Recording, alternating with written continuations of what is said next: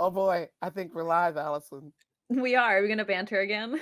We should banter. We have to banter because it wouldn't be a Studio Wesley Live event if we didn't banter. That's fair. That's fair.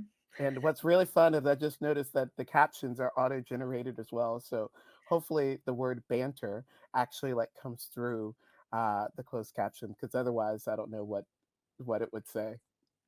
I Anyway, yeah. Hey everybody, welcome to Studio Wesley Live. So glad Hello. folks are watching either live or watching the video later on. But we're really excited to be with you. I'm Derrick Scott III. I'm the creative producer for Studio Wesley and leader of the Wellness Project. And have my good friend Allison with me. Allison, how are you doing this evening? I'm good. I'm a little tired, but I'm very excited for tonight's topic. So I'm excited to be here. I am super stoked about tonight's topic. I feel like it's timely, like super timely. What Hmm. we're going to talk about tonight, just some things happening in the church more broadly. And also, I think it is going to be really helpful for a lot of people as well.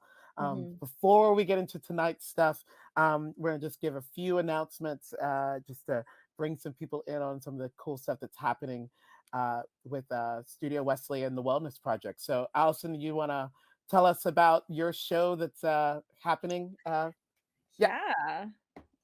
So I recently, it's been a couple of months, but I started Talking Mental Health, which is a video podcast that highlights some of the voices of mental health professionals. I sit down and talk to them on certain topics within mental health and wellness as they relate to college aged young adults. So it's been pretty cool. There's been several topics that I have covered. I'm excited because I recorded one today actually on failure and how to reframe failure. So I'm excited for all the things to come with that. Awesome. I've been loving the Talking Mental Health series and excited about the ones that are coming up. So thanks for all your hard work on that and the interviews and just everything. It's just really, really great. So a lot of folks who check out Studio Wesley and the Wellness Project are folks who are connected to the Florida United Methodist denomination. And really quickly, I just want to let folks who are connected to Florida UMC know that we're going to make a beautiful appearance at Florida Annual Conference this June at Florida Southern College. We are going to be hosting a workshop on Gen Z and mental health. And my good friends at Springtide Research Institute are going to join us, specifically the executive director. His name's Josh Packard. He's going to join us it's going to just be an hour, but he's going to join us to talk about Generation Z, mental health, and how to create spaces that support and catalyze mental health for the next generation. And so I'm really excited about this. It's going to Mhm. be an in-person opportunity. We're not able to do anything online for this. This is going to be an in-person opportunity, so masks will be worn in the space, but it's going to be in the afternoon on June 10th, that Friday at 4 p.m. on the campus of Florida Southern College. And so if you want more information, send us a message on Facebook, Facebook Messenger. Reach out to me, Derrick Scott or Allison, in any of the social spaces. We'd love to give you more information. It's open, honestly, to anyone. You'll have to get some registration to get into annual conference, but we'll make sure all that info is out there. But again, it's going to be June 10th, 4 p.m. We're talking about Generation Z and mental health.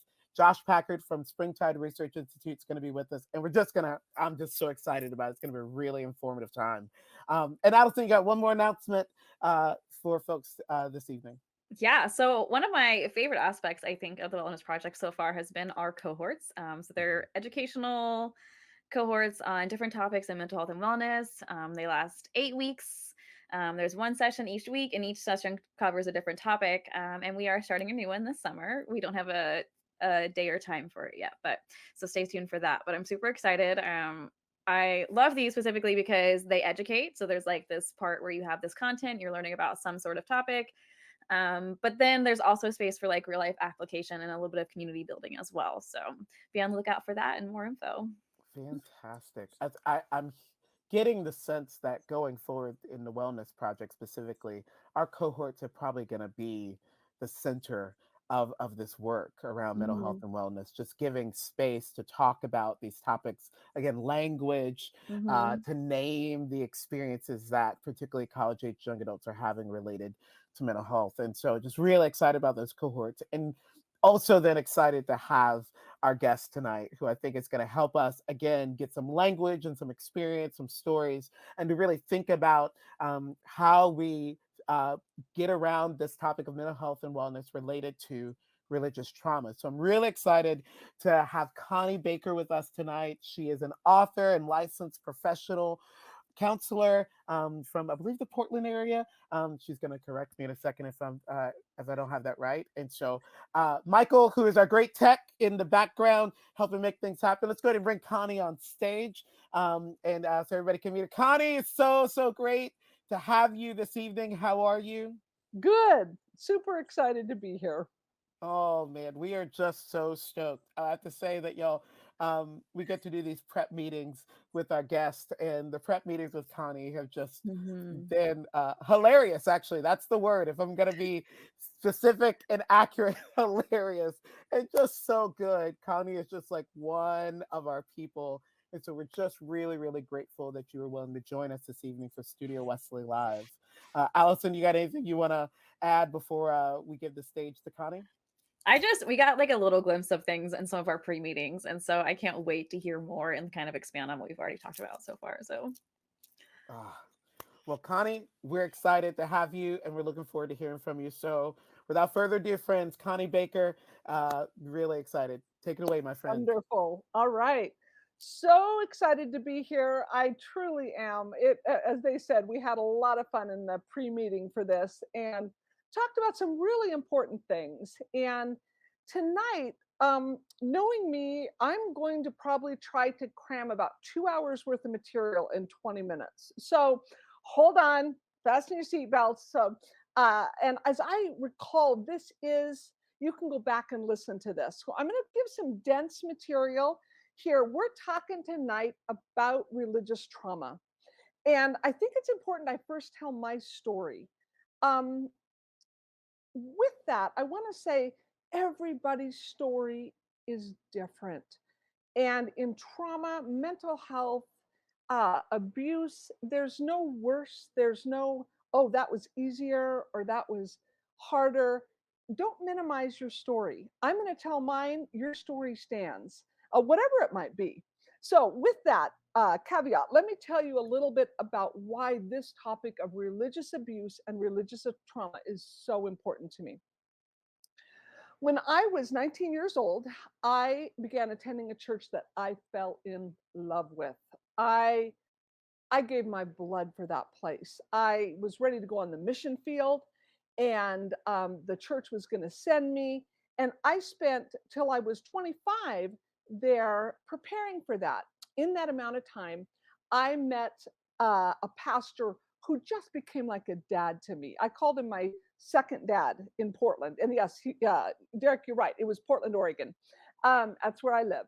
And so I was so excited. This guy mentored me, he helped me along and to get going toward the mission field. And when I was 25, I realized after 6 years that he was making sexual advances. And for 9 months he sexually abused me and I was entrapped. He said, "If you tell anybody, I'm emotionally unstable right now and I've got a gun by my bed and I'll kill myself." And so here I was, 25 years old, you guys, a raging codependent at that point. I was taking care of everybody, everything. I thought that's what God wanted me to. I was helping other people. I was doing their emotional work for them. I was doing the whole thing.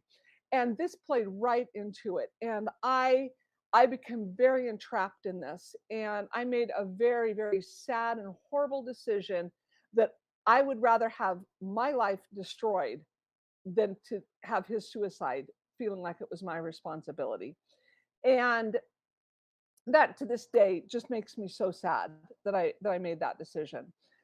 Well, eventually, uh, it did come to the public light after 9 months, and what followed the sexual assault, I always say was about 25% of the damage done to me. What followed was 70, extra 75 that was probably in many ways more devastating. And I am not undermining the sexual abuse. And everybody's story is different. But for me, what happened afterwards just about, well, it about killed me physically as well as psychologically. When it came forward, the church leadership blamed me. They held me responsible. They called it an emotional affair. And this guy was 18 years older than me, married with several kids. I single. He was on staff. I mean, the power differentials were crazy in his favor. But I was blamed for it, and then I was told I needed to confess my sin publicly before the church. I was in leadership in this church. I mean, even at 25, I was carrying big leadership positions. And, so I was told to confess my sin, and then I was told I had to leave the church so the pastor and his wife could heal. And so I moved 300 miles away to Southern Oregon, where I had grown up. I moved back to Southern Oregon, where there was really nothing except my mom and dad, no real social support. I'd built a life in Portland by then. Um, so this was unspeakably devastating, unspeakably devastating. I felt like my reputation was shattered. It was shattered. My reputation was shattered. My identity, oh, you guys, my identity was so shattered. It's hard to describe at 25 what it did to me. So I took about 10 years of going through suicidality, panic attacks. Those first couple years filled with suicidality, panic attacks, um, mental health issues that I didn't even know were mental health issues. I thought they were spiritual problems. And I absorbed the responsibility for everything that had happened. And that was, it was truly just beyond what I can describe. It about killed me. I was suicidal. I had questions. Do I want to live? Do I want to believe there's a God after this? Do I want to think that church is a viable option after this? Interestingly, I said yes to all three, at least for many years. I decided, yep, I feel like I know enough spiritually. I've gone through enough spiritually that I'm going to stick with this God thing, whatever that ends up looking like.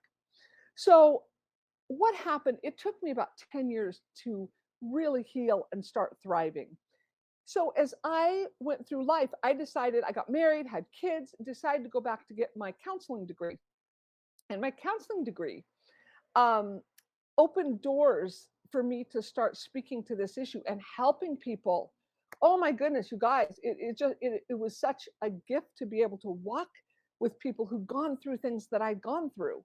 So with that, I wrote a book. And I always say I wrote that book to that 25-year-old Connie back 30, what is it, 31 years ago, 32 years ago now. And and this is what I never knew. This is what I didn't understand. I didn't even know it was sexual abuse for 3 years. And people weren't even talking about religious abuse 30 years ago. So I had to kind of find my way. I don't want anybody to ever have to do that alone again. That's my heart. So this is where that's my story and the very tip of the iceberg. As you can tell, there's many other, wandering paths within all of our stories. With that background, I want to step back and get a big picture of what does this look like? What is religious abuse? What does it look like? What does it look like to go through it? Um, so let's dig in. Let's dig in and have a little fun. Let's define this thing, religious abuse. And let me say this verbiage on this, I use religious abuse, spiritual abuse, church abuse, all interchangeably. Some people don't. Some people really want a certain word. I respect that. I use them interchangeably. Also, religious trauma, let's say religious trauma is the big umbrella of being traumatized somehow by religion. Religious abuse is one part of that religious trauma. Now, here's my theory. I believe that at the core, all religious trauma has abusive elements because power in the name of religion or God has been leveraged against a person, and somehow that's caused religious trauma. So I'm going to probably talk more about religious abuse, but I think it's really, as I talk about it and describe it, I think you guys will get what I'm talking about on that. Okay, let's define this thing. By definition, any abuse consists of some type of a power differential. We'll talk about power differential here in a bit. This is where one person has more power than the other and hurts the other person with that power. And this is true of spiritual abuse completely. This power can be perceived or real. I know that's a mouthful. Maybe we can go back to that eventually. This power that can be held by one religious person, a small or large group of religious people, or this power can be held by the implicit rules of the whole religious organization. Okay? So this power can be held by one person, a group, or just the rules. The abusive person or institution has some sort of power that the abused person doesn't have. And they use that power, and this is usually leveraging religious ideas or the idea of God. They use that power to manipulate, control, hurt, exploit, suppress, silence, or weaken the other person. Okay, so you got that? That's a mouthful. There's a lot in there, but that is my definition of what religious or spiritual abuse is. One person, group, or institution has the power and they use it, using God specifically or religious ideas to hurt another person. Now, power differential. Let me go back to that. Go back to that for a minute because this is important. Power differential is where one person or institution has more power. This can be, there's a variety of ways this can manifest itself. Okay. This can be by a position of authority or control, like an actual positional control. You know, things like religious leaders, Sunday school teachers, pastors, elders, deacons, uh, CEOs of nonprofits, whatever. So they have actual authority and control. Another power differential is through demographics, age difference. Up into a certain point in our culture, the older you are, the more power you have. It changes later in life, but there's an age difference. Gender, and those of us who identify as female understand which way that usually flows. And financial status, who has more money? That can be a power thing. Marital status, especially in religious organizations, don't get me started on this.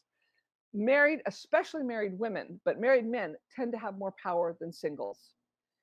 Race, a whole nother topic of how that plays out in religious organizations. White privilege, pervasive in religious structures. Sexual orientation, again, a whole several hour seminar just on that. Education, who formal or informal, who knows more? So those are the power, who has more power within those? Power differential. So also power differential can be the use of physical force, intimidation, or a weapon.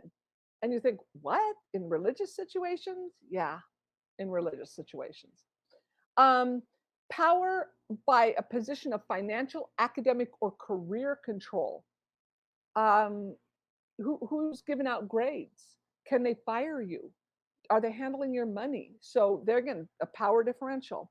A power differential, even by personal presence. This is a little softer science, but physical appearance, a powerful personality, somebody's skill at manipulation, informally influential and in authority. Oh man, there's all kinds of informal, like people who hold a lot of authority in a church or religious setting where they don't have a title, but everybody defers to them. We all know that. Sweet old church lady. Anyway, control over reputation. Somebody who has control over your reputation or your social support. That was my part of my story. Well, most of these are part of my story actually in power differential. So if that makes sense, all of these different power differentials are a part of this. And sometimes we don't understand, well, how did that person have more power than me? That's why I like to break this down. And a lot of times people are sitting there going, oh, check, check, check. And I think that's what I did when I finally made this list. wasn't even thinking of me. This was later in my life, and I went back and went, oh my goodness, I'm only missing like 3 of these in terms of the elders and my sexual abuser having so much more power than I did. So, all right, that's a if that gives you a feel of the definition. Now, before we get into some of the main themes of religious abuse, I want to talk about the idea of spectrum. We tend to live in a black and white mindset. As a therapist, I'm always challenging that, saying, that sounds pretty all or nothing in your thinking, and all this, nothing that. And it's a growing up thing to learn to bring gray, to learn to nuance, to learn to say, whew, maybe that's not as extreme as my mind tends to put it in categories. So with that, I want to see things on a spectrum. Over here, you have, first of all, I don't think any institution or person is completely healthy. I think institutions reflect humanity, and it's a spectrum.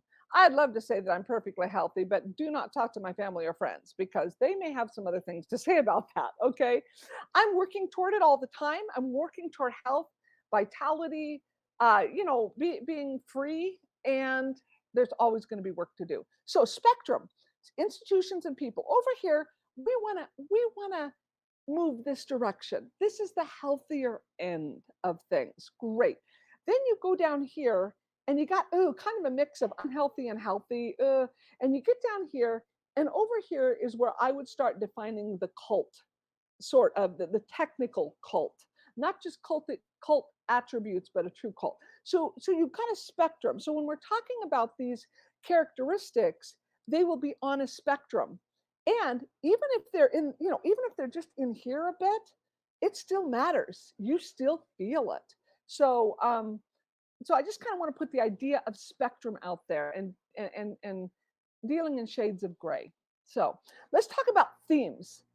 What are spiritually abusive messages and themes that are really strong? Probably a big first one. I'm going to lump a bunch of ideas together in this one. This is, don't ask questions or question us in any way. Okay, that's a message. If you disagree with us, you'll be labeled, blacklisted, you're wrong, you're in sin, you'll lose your salvation, something along those. And if you leave the group, we're not going to have a relationship with you. Follow the rules is in the same heading, both spoken and unspoken, because a lot of the rules are unspoken. Nobody actually say that's a rule, but we all know it is. And religious ideas and language are used to gain the compliance of members. That there again, this back to kind of the definition. But all of these have to do with control, and a lot of times control through exclusion or marginalization. Under this too is one of my favorites. Well, not favorite because it's good, but favorite because it's common. If you say there is a problem, you become the problem. So so all of these are under kind of the first idea. The second idea has to do with a very strong emphasis on authority and loyalty. Any church who has a strong emphasis on authority and loyalty, I cringe. I cringe because something is going on there. What is the need for that? It's not. There's usually a desire for control underneath that authority. And with that, there's a message that says, don't trust yourself or your instinct. Trust me because I'm the spiritual one. And also, right along with that, you must forgive those who have hurt you and trust them again. And that works great for the abuser, right? You got to forgive me and trust me again. And of course, this is all using spiritual language and ideas. And it's just so confusing. It is so devastating. So that's kind of the second big idea. The third one is your worth to us is based on your performance, service, and contribution. People who are in these systems feel engulfed. Huge amounts of service, energy, time, and money are demanded. And a lot of times the members feel super off balance confused, manipulated, exhausted. And so that whole realm is getting there and just giving your blood and thinking you're doing it for God and being so happy to do it until you're not. And then you're like, what is going on? Why is this so difficult? Another one that I think is important is you have to be open and transparent with us, even if you don't feel safe. Oh, this one. Oh, it's one of my pet peeves. You hear about these small groups in churches where it's like, you need to share and be open and transparent and vulnerable. Everybody here needs to do that. First of all, no, they don't. You get to decide who you want to share what with. Nobody gets to tell you how transparent you want or need to be. So that's another huge power leverage thing. Okay, so those are some of the big ideas around religious abuse. Um, the let me switch here to another idea that I think is so important that we talk about. And that is when somebody has been in a system with those messages, those themes, that in the air, so to speak, and the trauma hits and they don't know what is going on with them. We talk about triggers a lot now. This didn't used to be a thing, but now people understand trauma, and now it's just kind of a buzzword about triggers and trauma. The problem with religious triggers, trauma triggers, is that they are so confusing. If we say if a combat veteran comes home from Afghanistan, and let's say I'm out on a walk with my buddy, let's call him Dave, and all of a sudden we start walking, and we're walking by a firing range, and he all of a sudden he's getting super tense and says, I need to go, I need to go. We all go, oh my goodness, yes, let's get you gone, let's get you away from the stimulus that's hurting your brain. Everybody gets that, you guys. I mean, well, most people do. And so we're like, we understand it. You translate this into religious context, and what we've got now is bullets, gunfire that look like church buildings, church services, the Bible, religious music, religious talk radio, specific religious words or ideas. Oh my goodness, prayer. Okay, do you guys get why this starts becoming such, so confusing, such a mind trip? It is so hard. So all of a sudden you think, well, I guess I still believe in God, but why am I wanting to scream when somebody starts to pray? Why, when I hear a Bible verse, do I just want to cuss? And there's other things, liturgy, men in leadership anywhere, church signs. Okay, can I get an amen for church signs? Okay. I have so many soapboxes about church signs.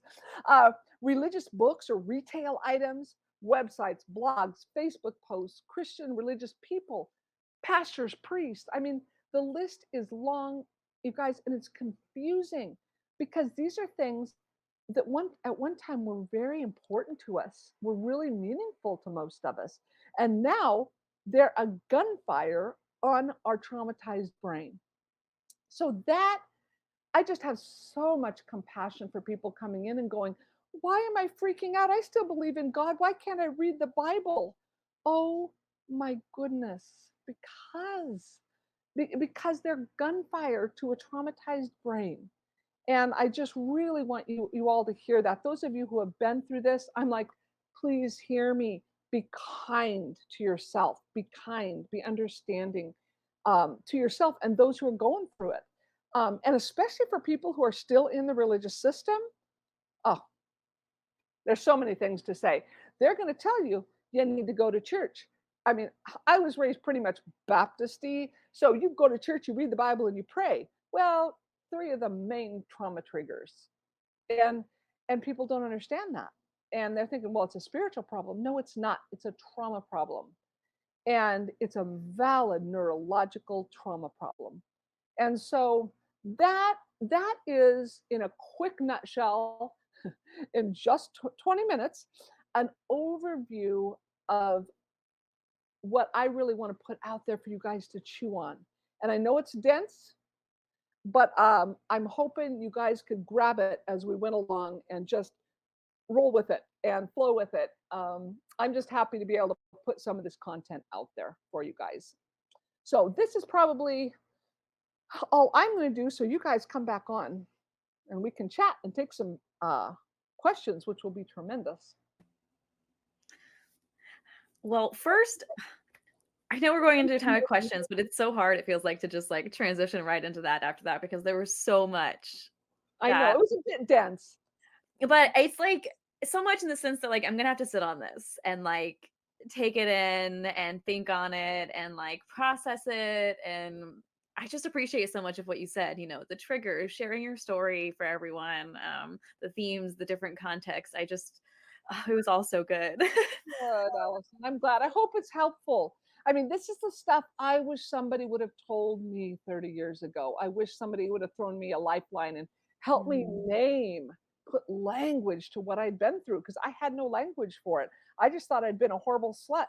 And because that's what Mhm. I was being told. And that Mhm. I'd really ruined my own life and shame on me. And so hard. Mhm. So Yeah. Well, thank you again for sharing all of that. We'll, I guess, transition into our questions. So, yeah. um, first, we wanted to ask, so how does one determine when a bad religious experience is more than just a bad memory? I don't know. So what the difference is between just a bad memory and trauma? Yeah. Yeah. Is that kind of what we're talking about? Yeah. Yeah, that's a great question. Um, I always I we all have bad memories, I think, that we're not activated by. In other words, I can think back to some memories from my childhood and I go, "Ooh, that was a bad memory." But my body doesn't respond. I can tell the story. I don't get too emotional about it. Um, and there's no objective. I think this is important. The same, you see this with siblings. Two siblings can go through the exact same thing in a family, and one of them goes, "I was a bummer," and the other goes, Mhm. "It ruined my life." Mhm. And because there's not an objective data to say, "Oh, this thing, it causes this level of trauma." You see this again. I'm going to refer back to military combat. You see some guys going through combat and they come out without PTSD. It doesn't Mhm. actually mean that they're stronger mentally or anything. It means something didn't connect with a fault line in their Mhm. brain neurologically. But sometimes events connect with some vulnerability in our brain and neurology, and and it hits us different than it hits the person sitting right next to us with a different brain, with a different brain chemistry, with a different background. And so I think that's important to look at and say this is subjective. One person can go through one thing and be like, "Ah, it was a bummer," and another person's like, "It ruined my life." And it doesn't mean that that other person is weaker or whatever or less healthy. It just means it struck them different. And so I think Mhm. trauma is when our system takes that in and physically we start feeling activated. And some of us are kind of disconnected from our bodies. But, if we feel our pulse go up, our breathing becomes shallow, our body just tense, thinking about that, you Mhm. probably got some trauma in your system. Sometimes Mhm. trauma with time and just talking about it with somebody, a friend, it lessens and sometimes leaves our system just on its Mhm. own. Sometimes it doesn't. And so that's when you know, oh wow, I've got something here that's hooked me trauma wise. Does that answer your Mhm. question? Yeah, it does. And I appreciate too that connection of like everybody's response is going to be different. So what Yes. is a bad memory for one person could be trauma for another, and like leaving that Totally. space and that knowing that that could be a possibility. Yes, yes, very much. And I think we can get judgmental. Like, well, that didn't Mhm. bug me. What's their problem? Or, I know Yeah. that was hard, but get over it. Mhm. It's like, oh, we don't know what that person brought to that event in terms Mhm. of their history and their neurology, really. Mhm. Yeah, thank you. So, how might a college student dealing with religious trauma, how would they go about engaging in their faith during that time? During, you mean like after abuse? Like while they're dealing with it, they've come to this realization that they're Yes. going through religious trauma. How do Yes. they still engage in faith? Okay, that's a great question, and I'm going to go out on a limb here because that question implies that they will engage their faith, or that they Mm, want to, or yeah. that they should. And so let me say, first of all, I think it's really important, just like if I'm on a walk with my friend and all of a sudden we're by a firing range, didn't realize it, and my friend's Mhm. getting activated, I get him away. I say, let's go, let's get away from this. Mhm. I think most of the time, not all the time, I think most of the time, in some form, a person needs to get some space. Mhm. Because if they're actively engaging their faith, and that can look like a lot of different things, their exposure is probably going, they're going to be exposed to Mhm. religious or spiritual words, ideas that could be the gunfire Mhm. that's setting their brain off. So, first of all, I want to give permission for people to say, take a break. People come into my office and go, "Oh my gosh." Okay, I just got to tell a story. I had a client at one time, just a sharp, amazing, good gal. Her and her husband had gone through horrible religious abuse as a associate pastor, and wife, and they had a horrible story. It was devastating. And she said, "Connie, I was able to go to church for the first time." I'm like, "Great, how'd it go?" She said, "It was okay." She said, after I went in and vomited in the women's restroom, I went through the rest of the service and did okay." And I'm like,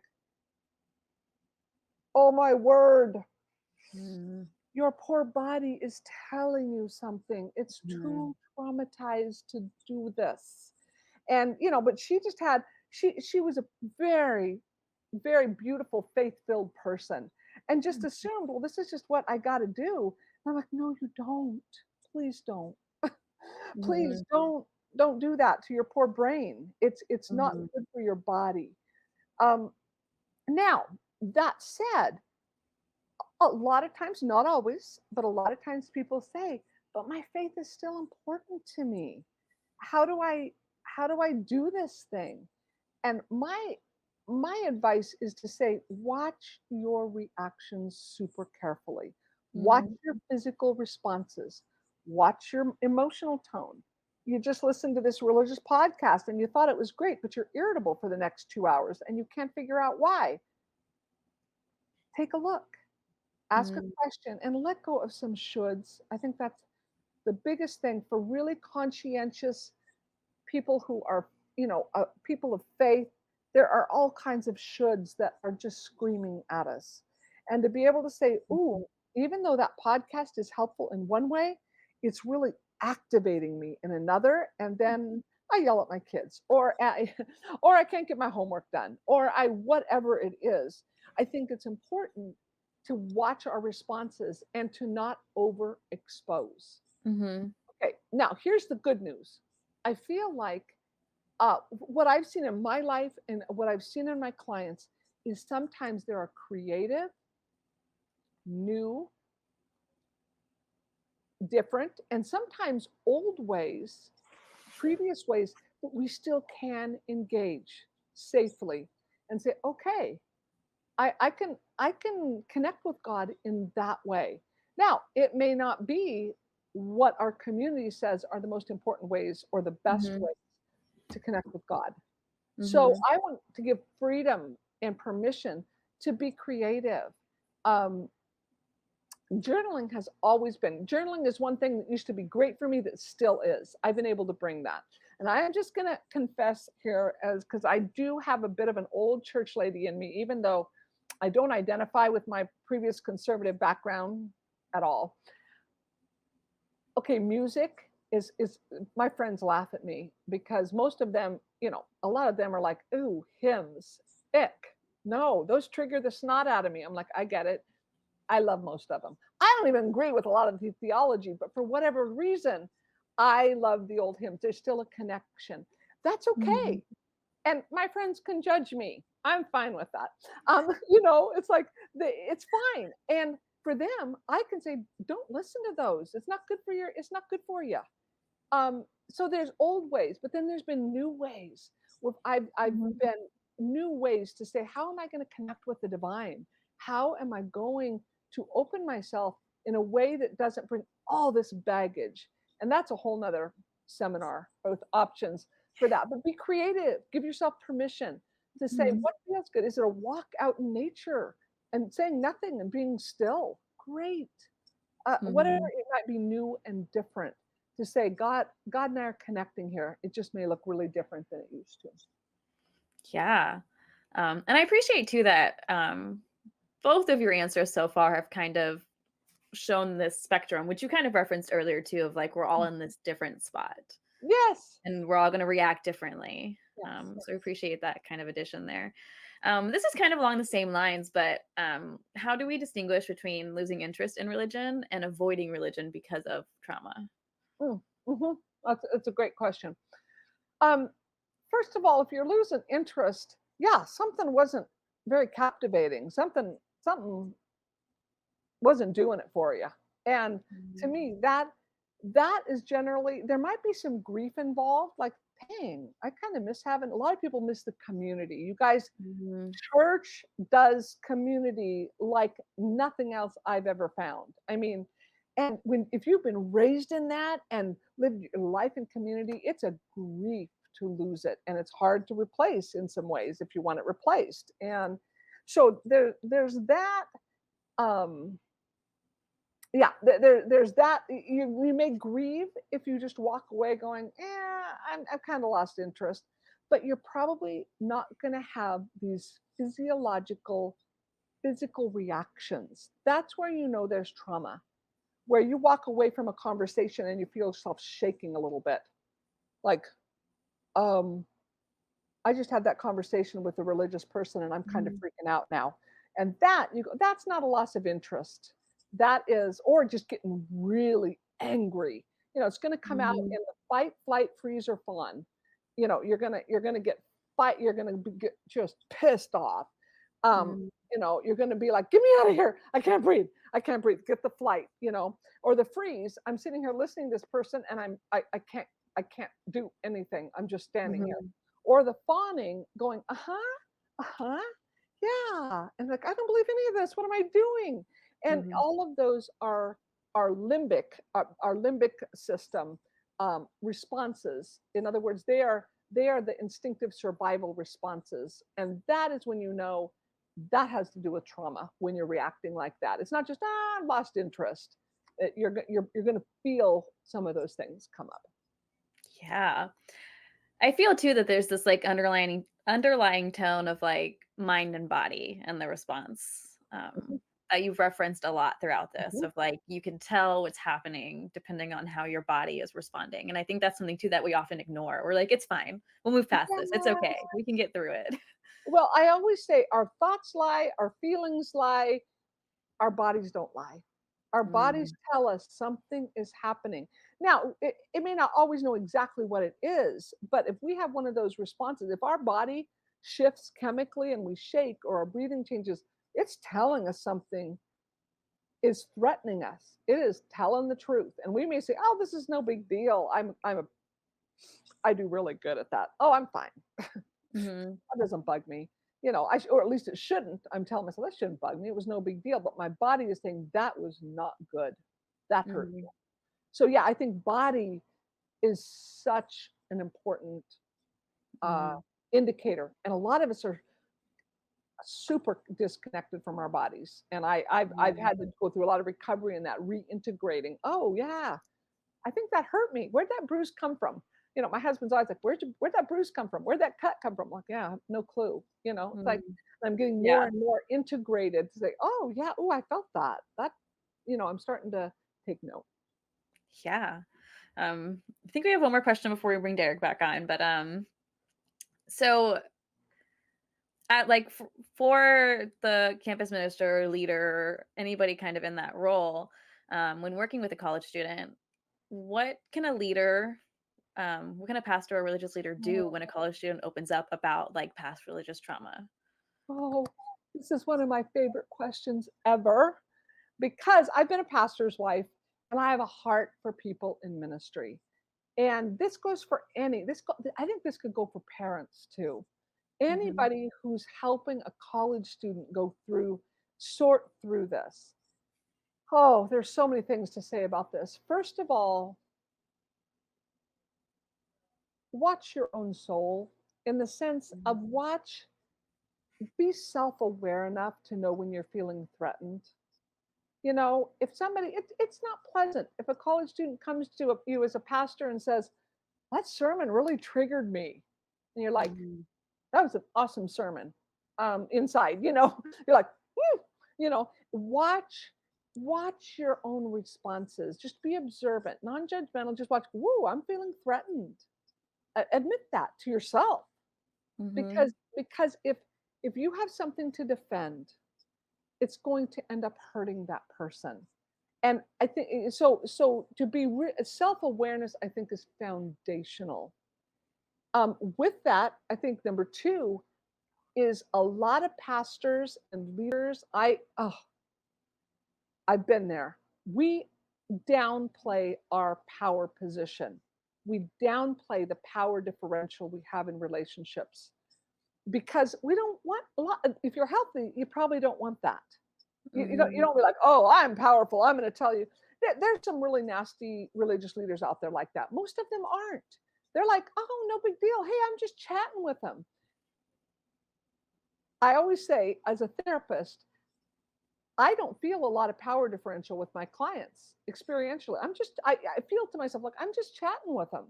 When I'm the client, I feel the power differential. You Mm-hmm. always feel the power differential when you're on the underside. So, as a Mm-hmm. pastor, you're carrying power. You need to acknowledge that to yourself. Own it. It's not wrong. Power is like money. It is not bad. It is not wrong. It is how it's leveraged. It's a neutral Mm-hmm. commodity. Power, we cannot do without power differential in the world. It's there. And it's not wrong. What is wrong is it being exploited and leveraged and being systemically kept. The differentials kept there when they should not be there. So Mm-hmm. a pastor having more power, my therapist who has more power than me, is that's not a wrong thing. That's actually can be really helpful to me if it's used correctly. So I think Mm-hmm. to own as a pastor, I just beg pastors, own it. Own the fact you have power and move accordingly. Move with gentleness, move with compassion. Get out of your own mindset of protecting the church, protecting God's reputation. Who? What? What God needs his reputation, her reputation, whose ever reputation protected. If they're that big, let them protect their own. Okay, little soapbox. So I just think let God protect that. So all right, yes, Derrick, you can get me off my soapbox now. Connie, I've been hollering. I've been hollering for like 30 minutes because you've just so much hollering in the right notes and hollering in the questions. And a couple of friends have actually cruised through the live and have sent me a couple of questions that you've Great. really addressed. So, but thank you. Oh my gosh, so many things that I want to talk to you about. Um, I want to name something that, and I didn't actually even realize how important this conversation is to me personally until we got here. But as someone who is raised in church and has spent most of his life in on the inside of church, and Yep. I'm inside I'm in the boardrooms and the meetings and all of that. I have a season of my life where I would drive up to very specific buildings and would almost have a panic attack. Oh, yep. Mm-hmm. And for a long time, I just thought, um, oh, I'm introverted and I'm tired and I'm gonna walk. People expect things of me, and I need to show up. And I'm just like, I literally am trying to like psych myself out of this thing that I'm feeling, and really trying to say this thing I'm feeling is not accurate. And I was in a a therapy session about 6 months ago, so really recent, Yeah.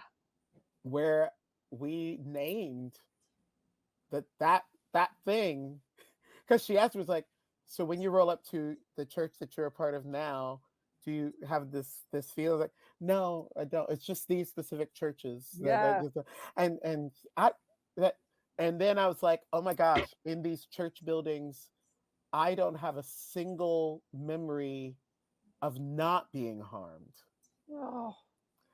And I just didn't even without. I mean, it's just amazing. And this is why this is. I am personally. I'm just having this moment here, of just like deep gratitude for the work that I've been able to do up to Mhm. this point, but also this conversation and just what you've been sharing tonight. Because for a lot of us who spent so much time in church and who feel this obligation to Yes. be in church, Oh, I think what you said, huge. like the feelings can lie, the our brains can lie, but the body won't. And I I just want to thank you for naming that there's something happening in our bodies Yeah. that's trying to communicate that, not that we need to, some of us need to take significant amounts of time away from church, Mhm. religious, spiritual spaces, because it's just been traumatic, and I support that. And some of us just need to be able to name Yes. that these places were traumatic, Yes.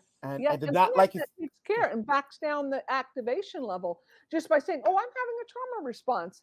I'm shaky." Okay, Yeah. good to know. It makes sense, and then be able to yes. And sometimes people can do that, and sometimes they can't. But yes, on that spectrum, sometimes that's all it takes. Mm.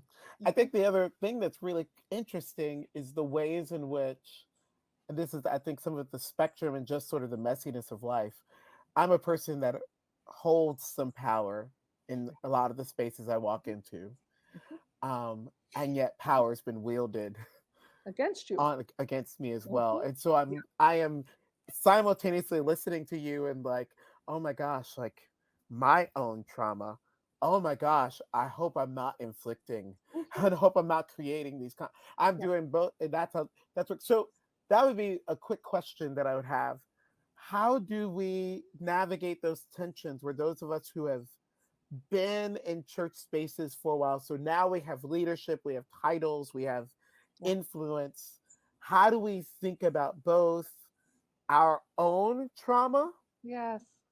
and also the, particularly as it relates to what's often said, like suffering causes more suffering, that Yeah. when hurting people hurt Yeah. people, like how do we think about that Mhm. tension? Yes, unprocessed trauma as a leader is going to splatter on the people you lead. It's just Mm, going to. And so, my hope and and prayer is that spiritual leaders can do their work. And mm, the older I get, the less I believe in this big separation of psychological and spiritual and physical. We are integrated. And so, to me, if we're seeing a therapist, that is a profoundly spiritual exercise. If yes. we're seeing a spiritual director, that is a profoundly psychological and physical exercise. And so, Mhm. to me, you've got do your work in one way, shape, or form, somewhere where you look in the mirror and see it clearly and with grace and compassion toward yourself see what's going on and start getting some help. So that's the first step. Second step, and this is not encouraging, admit you're going to hurt people, because we can't not. If we have Mm, power, we're gonna hurt people, but you can position yourself as a leader in a way that people know they can say, Derrick, Connie, ow. Do you know mm, when you said that? Ow. And we can take a posture. People know whether they can come and talk to us or not. I mean, they may have their own trauma about they seem safe, but I have a bad background, but deep down, I'm thinking of my pastor. mm. Oh my gosh, if he says something that hurts me, I'll be like, Kurt, we need to talk, Yeah. and he's like, talk to me. And he'll be like, I own it. And so it's not that we're gonna hurt people, but if they know that they can come and good repair can be made, that actually, there's research on a in a therapist client relationship, that if I actually hurt my client, and I'm not hurt like go have sex with them. I'm not talking about that kind of hurt. I'm talking about Mm. unintentionally step on their toes, and they come back and go, that hurt. And I go, oh, thank you. Let's talk about that. Yes. Oh my goodness, I can see why that did. I am so sorry. That actually the bond becomes stronger than it was before the Yeah. the breach. Before the breach in the relationship, it actually becomes stronger with the repair. So Yeah. to me, that's hopeful. That is Mm. hope to say, come talk to me if I've screwed up, please, because I'm going to do stuff that steps on your toes without knowing, and then that repair can be made. And we tend to go, oh no, it's the end of the world, I've hurt them, I've screwed it all up. But really, most of the time, if they're in good faith, it's like, that hurt, and you're like, oh, Mhm. sorry. And they were like, good, we've got something, right? We're good. Yeah, we're good. So Okay. Oh, I wish we had 2 hours, Connie. Ah, I'm gonna plan this differently next time. Okay, one more question, and then we're gonna bring this for a landing. Um, I'm thinking about my college students, the folks hanging out in our Collegiate World Studio Wesley Wellness Project, Florida Campus Ministries, and UMC, and we have friends that we're noticing that whenever we get close to a church building, that something happens, or whenever the other side of a going to church together, they're just not in a good mood, like all of those things that you've talked about tonight. What can a friend be thinking about? How can a friend come alongside another friend who may know a little bit of their religious trauma, but not ready, or they tell them a story, but they're not ready to but don't tell anybody else about this yet. What can friends do for friends as they yes. see these things? Oh, okay, super fast. Number one, believe them. Number one, believe them. Mm, Number two, try your best not to see it through your eyes, not with your Mhm. grid. Try to not put your grid on it. Like, well, I've been through Mhm. hard things in church. Doesn't bug me. I mean, yeah, sometimes. But why are they so reacting? Mhm. Try to. This is the core of empathy. mm, To be able to say, what is their framework? How can I validate their framework? How can I go, oh, actually, considering your relationship with your mom and then what happened here, that makes so much sense. mm, That's got to be hard. And so to try to see that through their framework, and then, with that, to be able to validate and say, wow, this is tough. Third thing, have good boundaries as a friend, because okay, there again, I confessed my raging codependence, and I still am in recovery. I'm telling you, I have to watch it, and I've come a long mm, way. But overextending, saying, oh, as a good Christian person or as just a good human, I'm going to jump in and really help this person, and all of a sudden you're going down with the sinking ship. Because some people who've been that traumatized, they don't mean to be needy. They don't mean to take you down with them. They don't mean to grab your hair Mhm. as they fall off the cliff, but they can if you don't have good boundaries. And to be able to say, here's one of my favorite questions: what can I happily give? What can I happily give this person? And then to be able to say, whoa, I'm starting to get resentful. I'm starting to dread seeing their name pop up for text. Take note. Find somebody else to help you sort through, where are my boundaries? What do I need to do? So be willing to hold good personal boundaries with your friend, because that's the best love you can give them. It's not loving if you mm. if you fall off the cliff with them. So it doesn't help them. So those are three things immediately that I can say. Yeah, I'm trying to Mm. think if there's anything else. I'm sure there is, but those are probably some of the big ones. Connie, Connie's book is called Traumatized by Religion. Traumatized by religious abuse. Traumatized by Religious Abuse. Get it wherever books are sold. Yeah, Connie, thank you so much for you're so tonight. This welcome. is It's a gift to be here. I love what you guys are doing. Oh, thank you so much, Connie. Oh, it's just been awesome. Thank you. You're welcome. Awesome. Um, Allison, what, I don't even, I don't know. I don't know what to say. I've already said it once, but this is gonna have to sit with me to like, and I'm gonna have to spend time on Yes. this. There was so many good things, so many good parts. One Gosh, one thing that's one gonna stick with thing, you. I mean, of all the things, like it's like, ah, ah, one thing. I think honestly, the conversation around triggers, just because I feel like it's not talked about enough mm, that triggers look different for everyone, and we talk about those common ones like Connie named, like veterans. We talk about that, we know.